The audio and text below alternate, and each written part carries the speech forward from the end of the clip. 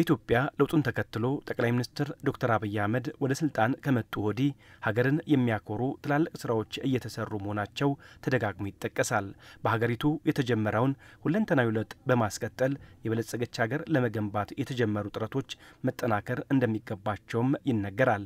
ይህንኑ ሀሳብ የሚያረጋግጠውም በሶማሌ ክልል ባለፉት የለውጥ ዓመታት በማህበራዊ በኢኮኖሚያዊና ፖለቲካዊ ዘርፎች አንጸባራቂ ድሎችን ማስመዝገብ ተችሏል ሲሉ የክልሉ ርዕሰ መስተዳደር አቶ ሙስጠፌ መሐመድ ገልጸዋል። በሶማሌ ክልል ከሀገራዊ የልማት ተጠቃሚነት ድርሻው አንጻር ከፍተኛ ምርታዎችን መመዝገባቸውን የክልሉ ርዕሰ መስተዳደር ሙስጠፌ መሐመድ ተናግረዋል። ክልሉ ከሁሉም ክልሎች ሲወዳደር በለውጡ በከፍተኛ ደረጃ የተጠቀመ ነው።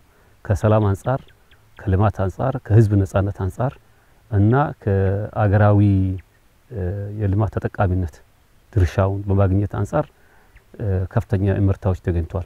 30-40 ዓመታት ውስጥ የነበሩት የክልሉ ሆስፒታሎች ቁጥር ወደ 9 ነበሩ። አሁን ኦሬዲ ወደ አገልግሎት የገቡ ተጨማሪ 11 ጨምረን በ7 ዓመት የተሰሩ አጠቃላይ ክልሉ 20 የሚሰሩ ፈንክሽናል የሆኑ ሆስፒታሎች አሉት። እንዲሁም ወደ 12 ስራ ገና ያልጀመሩ በግንባታ ላይ ያሉ በአጠቃላይ ሲደመሩ ከ9 ወደ 32 ሆስፒታል የሄድንበት ሁኔታ ነው ያለው።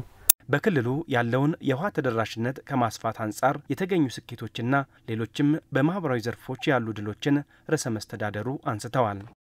የውሃ ተደራሽነት አንጻር ከ20% አካባቢ የነበረውን የመጠጥ ውሃ ተደራሽነት በአማካይ ማለት ነው ገጠርም ከተማም ከ150% ህዝቡ የውሃ ተደራሽነት ያገኘበት ሁኔታ ነው ያለው።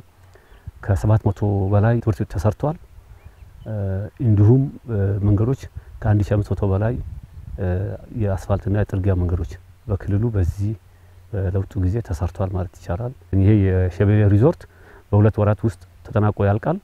በዛን ጊዜ እንግዲህ በምስራቅ ኢትዮጵያ ውስጥ ከሚገኙ ትላልቅ መስህቦች አንዱ እንደሚሆን ተስፋ እናደርጋለን።